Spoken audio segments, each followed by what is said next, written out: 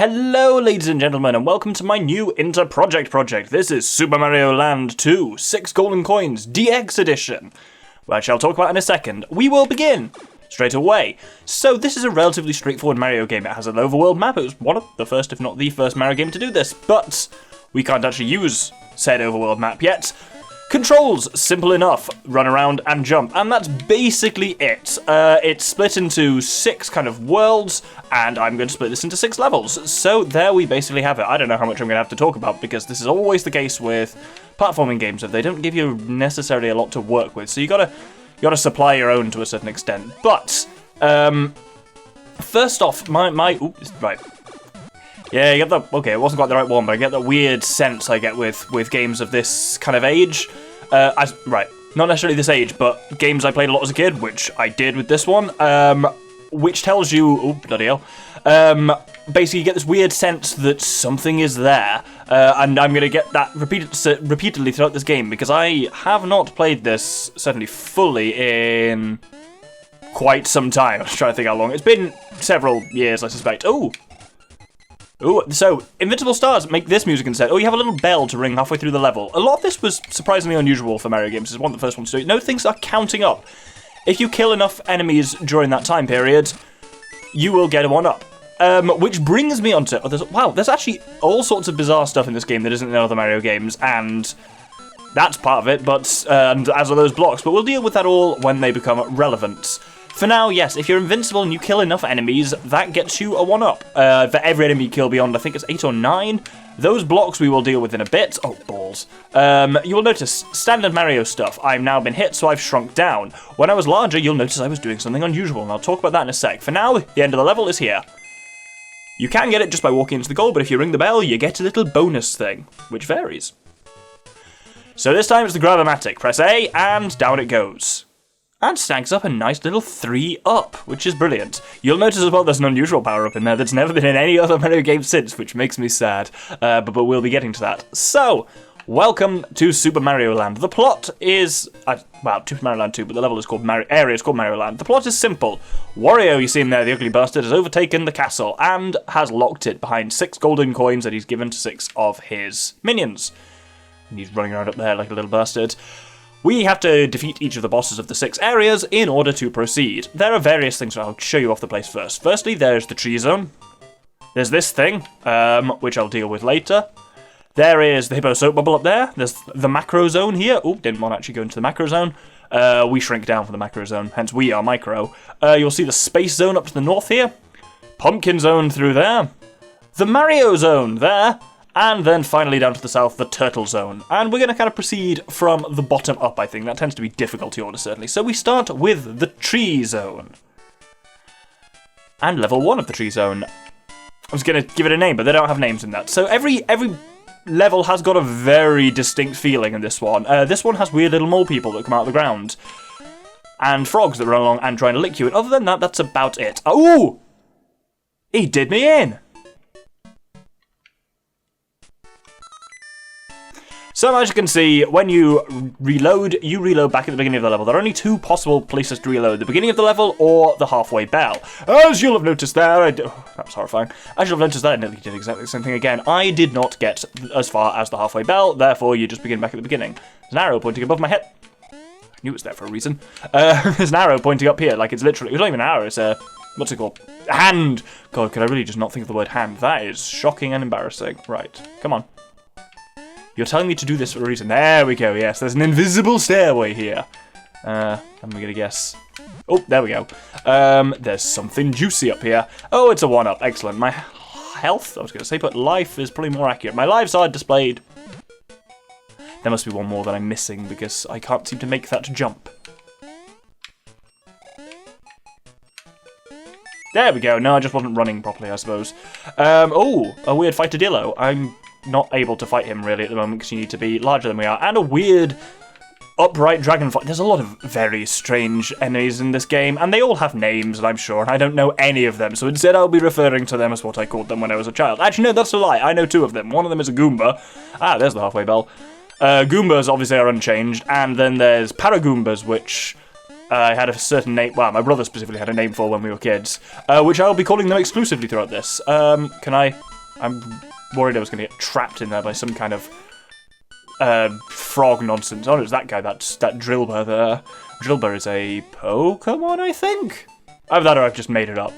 Oh, go away. You'll notice, so, one of the unusual... So I'll show it off anyway. One of the unusual things you can do in this game that you can't do in any other Mario game, I don't think, is the ability to spin jump, and that damages things, blocks and stuff beneath you. You can only do spin jumps when you are Super Mario or above, as in when you have got a mushroom. That's... Oh, no, I'm small again. Bollocks. Oh, well, right, I think we're at the end of the level here. Ooh, Fighting Dillo.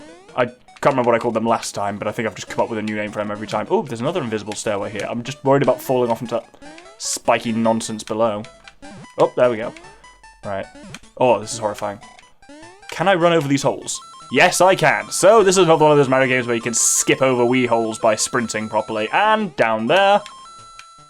Oh, I really thought I was going to deliver you to the end of the level or something cool rather than just dumping me. I suppose it's to avoid dumping you on a frog or something like that. This is a surprisingly long level. He says at the end of it, ring-a-ding-ding. Do-do-do-do-do-do-do-do. Bum.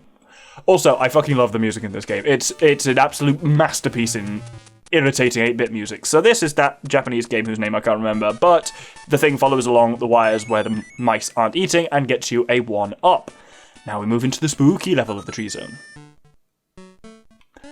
And so at this point, I should probably... Firstly, this is great music as well. Boom, boom, boom. And a weird cowfish. It's much clearer in this version. Wow, firstly, I should talk about what this version is. So this is the DX version. It is not real. It's a fan-made version. And the only real difference... Well, there's two differences with it. One, which I'll talk about in the coming episodes. And another key difference is that it's in colour. The original one is black and white. And you could do that thing where you force the Game Boy's palette. If you're playing on a Game Boy Advance, you could force Game Boy games to... like map the palette onto colours, but then because the Game Boy only had 4 colours, you can make those 4 colours whatever you want, but it's still just those 4 colours. Knock 'em on bets. You jump on them and they blow up. Though I think they may have actually been called something Koopa by now. By the way, you can swim in this sap indefinitely, though I don't know why you'd entirely want to. But yes, and so this is a fan-made version of it, which just has updated colour palette. By updated colour palettes, I mean actual colour palettes, quite frankly. And it just makes it look a lot nicer, because I have this with a couple of old Game Boy games. Especially the original Pokemon Red and Blue. Oh, here we go. Introducing Bunny Mario, who is only in this game. The Super Carrot gives him that, and then basically what you can do is hold A to fall down gently, press A repeatedly, and you'll fall down even more gently. You could also jump much higher. And this guy who is only in this game. I don't know why they never brought this back. I thought it was quite amusing as a concept. But apparently, it's not a thing. And I'd be surprised if people outside of this game have ever even heard of Bunny Mario as a power-up. He can also fly almost indefinitely in these. Note I'm just stuck to the ceiling here. Because his bunny ears apparently give him that ability, which is great. This, I believe, leads us somewhere potentially interesting. Because each level has... Oh, no, it's not. Okay, each level has a secret exit. And where was the one on this? There's definitely one somewhere on this one. Beep, boop, beep, boop, beep, boop. Let's try... Nope, that's just a 1-up. Oh, it might be over there. I have a feeling it is. Let's see if I can get over there with this... Oh, bunny hood! There we go. Is this the secret? Maybe. Yes, it is! So, what happens when you get a secret entrance, ladies and gentlemen? Well, you unlock, of course, the secret part of the map. Let's go! So, this has this music, which is this game's, like, archetypal music. I'm actually not going to get the Fire Flower. I'm going to stick with the Bunny Hood for now. It's not a Bunny Hood, but I've just been playing a lot of Majora's Mask, so bear with me on that one. So, if we launch that thing and run after it, that's the deal with this episode. You just follow this thing, and it will mint through a load of enemies for you. Note in... So we've got 4 things displayed on the bottom. We've got a number of coins, which you'll notice are not topping out at 100, which is unusual. Whoop! Next to that is the number of... Oh, well, next to that is a graphical... graphical? Not graphical. What's the opposite of graphical? Audio problem. And then we have, next to that, the number of enemies we've killed. When that reaches 100, something mildly interesting happens. And that's one of this game... Another one of this game's slightly bizarre innovations is you get rewarded for doing a murder. Yes, that's the kind of game this is. Note as well the insane jump you get when you're Bunny Mario. Bunny Mario is fantastic, just because a platforming game that's made more easily by make the platforming... you know what I was trying to say. Anyway, when you completed that level, you just have to go back and do the one you left by the special exit anyway, which is a bit boring. So I will see you at the end of this level. We saw the end of this level under normal conditions anyway. Technically, I lost the bunny hood and then regained it again, but you didn't need to know that. So yes, on these kind of bits here, you can grab a 3-up, you can grab a super carrot, or you can grab a fire flower. All are useful, and fire flower has a final ability in this game that, again, I don't think is in any other Mario game. It's weird how much stuff is in this game that just didn't make other ones. Anyway, we've got a split of ways here. We've got a choice between the ants to the left and the bees to the right. The ants one is a bit trickier on the platforming, so I'm going to take advantage of that since we have got the bunny hood. So, this has got various insecty creatures in it, and, oh no, it's got a wild tui. I think that's what they call it. That's certainly what they end up being. Oh, are they the blue electric ones? I can't remember, but I'm going to call them a wild tui, because why not? This game, unlike... Oh, ballsack. Oh, ballsack. Oh, I meant to start talking again, since I'm back where I am. No, what I was going to say is, yeah, unlike Super Mario Land 1, the kind of the first Super Mario Land game that was on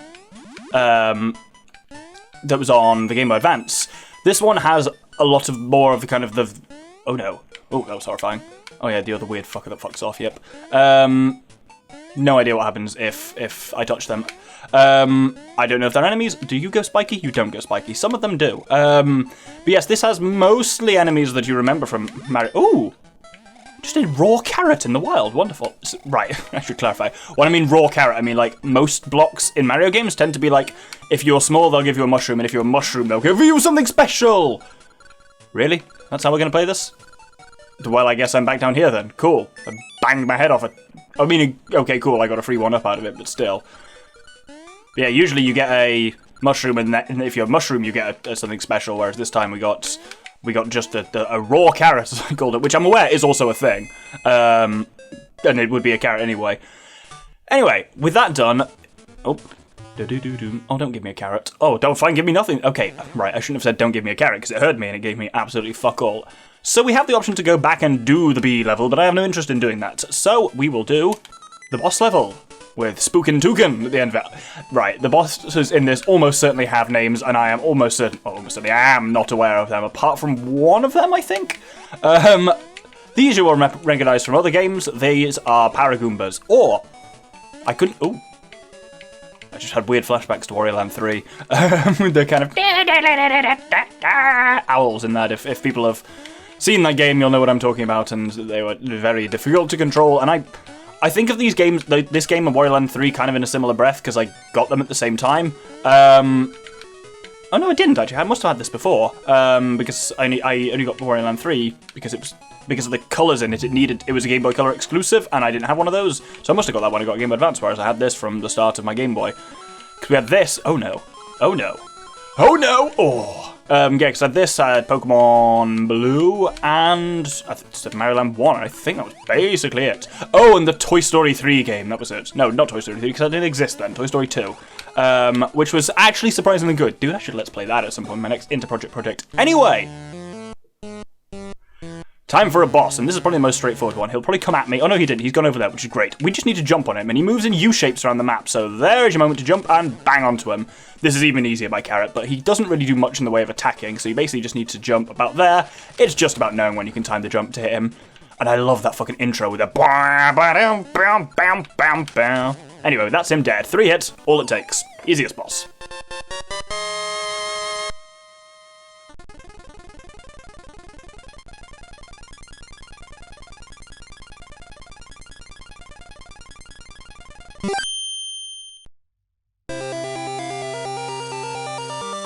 It always looks like that Koopa Troopa on the left has 2 pairs of eyes, like stacked on top of each other. I know they're supposed to just be eyebrows, but hey, anyway, that completes the tree zone. We've got a little flag over it, and we're going to hold it there. So, thank you very much for watching the first episode of Super Mario Land 2, 6 golden coins, and I hope you'll join me next time for the Space Zone.